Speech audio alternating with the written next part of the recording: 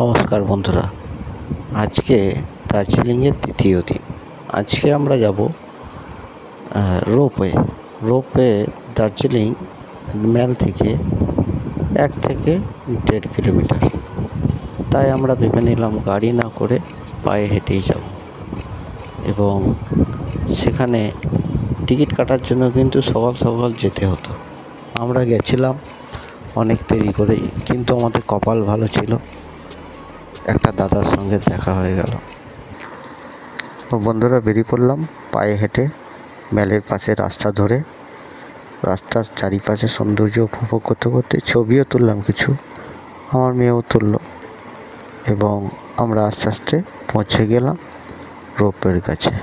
Ropeway এসে দেখছি মুখ পার করে আছে মেঘ, চারিদিকে অন্ধকার নেমে এসছে।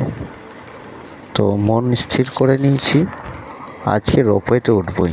এর আগে দার্জিলিং এসে কোনোভাবেই সম্ভব হয়নি। এই যে আমাদের সময় চলে এসছে, কেবিনে উঠে পড়েছি। এরপর শুরু হলো রোপওয়ের যাত্রা। শুরুটা কিন্তু খুবই ভয় লাগছিল আমার, বিশেষ করে কারণ এটার হাইটটা কম হলেও কিন্তু ডিস্টেন্সটা অনেক। আর এটা দার্জিলিংয়ের রোপওয়ে। এর আগে রোপওয়ে চেপেছিলাম আমি গ্যাংটকের সিকিমের ওখানে দুটো রোপওয়ে আছে, একটা আছে ছাঙ্গুলেকে আর একটা গ্যাংটকের ওটা একসঙ্গে একবারে 10-12 জনকে চাপিয়ে দেবে, দিয়ে রওনা শুরু করবে। কিন্তু এটা এখানে কেবিনের মতো করা আছে। প্রথমে দুলছিল, খুবই ভয় লাগছিল। এই যে আমরা বাড়ির উপর দিয়ে যাচ্ছি, এখানে বাড়ির ছাদের উপর দিয়ে। ওই নিচে একটা বাড়ি আছে, দেখতে পাচ্ছ। আমি ক্যামেরা বাইরে বের করিনি, কারণ পড়ে গেলে আর পাওয়া যাবে না ক্যামেরা। এই বাড়ির ছাদ দিয়ে যাচ্ছি। এই যেতে যেতে একটা কেবিন নিচে থেকে ফেরত আসছে। এটা টোটাল ডিস্টেন্স হবে 5 কিলোমিটার। এই সুন্দর চায়ের দৃশ্য বাগান তোমরা একটু উপভোগ করো, আমি আবার ফিরছি।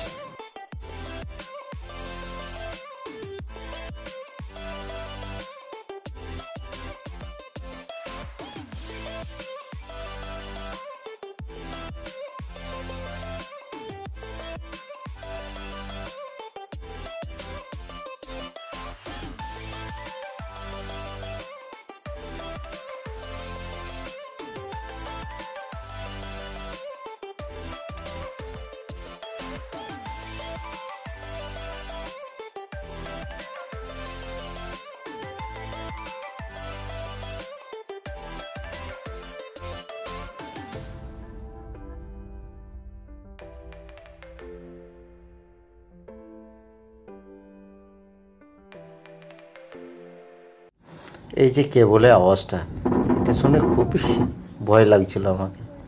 ওই যে দূরের পাহাড়, আবার একটি হলুদ কেবিন, দেখতে দেখতে ফেরত এলো। এই অনেকটা দেখুন নিচেতে চলে এসেছি। এবার চায়ের বাগানগুলো অনেকটা নিচেতেই এসছে।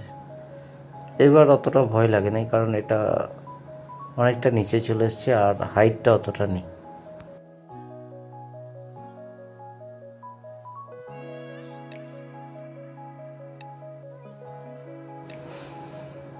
উপর থেকে চায়ের বাগানগুলো খুবই সুন্দর লাগছে, বিস্তীর্ণ চা বাগান, মনে হচ্ছে পুরো সাজানো একটা ছবি।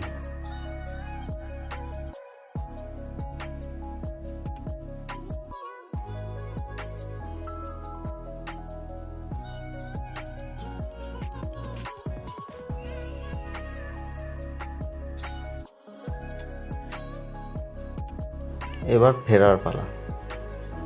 ফেরার সময় পুরো মেঘে ঢেকে গেছিলো চারিদিক। আবার কিছুটা যাওয়ার পরে এরকম দৃশ্য দেখতে পেলাম। উপর থেকে দেখতে কি দারুণ লাগছিল, বৃষ্টির আওয়াজও পাওয়া যাচ্ছে।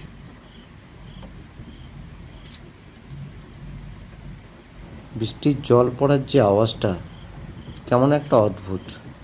সমতলে কিন্তু এই আওয়াজটা পাওয়া যায় না, একমাত্র ঘন জঙ্গল বা পাহাড়ি এলাকাতেই বিভিন্ন গাছ থাকলে গাছের উপর যে বৃষ্টিটা পড়ে সেই আওয়াজটাই পাওয়া যায়।